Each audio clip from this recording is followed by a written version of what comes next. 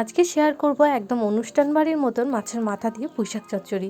এইভাবে বানালে কিন্তু খেতে দারুণ টেস্টি হয় আর বানানোও কিন্তু খুব সহজ। আমার এই রেসিপিটা অবশ্যই কিন্তু দেখার পর আপনারা এইভাবে স্টেপ বাই স্টেপ ফলো করে কিন্তু বানাতে পারেন। আর আমার রেসিপিটা যদি আপনাদের ভালো লাগে তাহলে কিন্তু অবশ্যই লাইক, কমেন্ট আর সাবস্ক্রাইব করবেন। তো তার জন্য সবার প্রথমে গ্যাস অন করে একটা কড়া বসিয়ে এতে দিয়ে দিয়েছি সর্ষের তেল। আমি রান্নাটা সর্ষের তেলেই করছি।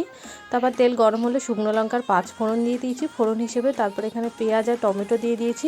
এগুলো হালকা একটু ভাজা ভাজা হয়ে গেলে দিয়ে দিলাম হাফ চামচ মতন আদা রসুন বাটা, দিয়ে 2 থেকে 3 মিনিট মতন খুব ভালো মতন কষিয়ে নিয়ে ভেজে রাখা মাছের মাথাটা দিয়ে দিলাম। আমি কিন্তু মাছের মাথাটা আগেই নুন হলুদ দিয়ে ভেজে নিয়েছিলাম। তো তারপরে এর মধ্যে দিয়ে একটু ভেঙে ভেঙে দিচ্ছি যাতে খুব ভালো মতন মিশে যায় আর সবার মুখে যাতে পড়ে, ওর জন্যই কিন্তু এইভাবে দিচ্ছি।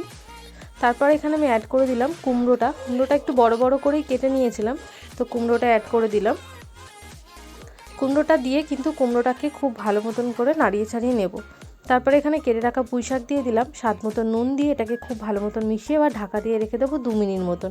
2 মিনিট পর আমি ঢাকনা সরিয়ে নিলাম, এটা কিন্তু অনেকটাই কমে গেছে। এবার দিয়ে দিলাম হলুদ গুঁড়ো, লঙ্কার গুঁড়ো, জিরের গুঁড়ো, ধনের গুঁড়ো, সব কিছুই কিন্তু আমি হাফ চামচ মতনই দিয়েছি। আর এটা দিয়ে কিন্তু জল বেরিয়েছে, এক্সট্রা কোনো আমি জল দেবো না।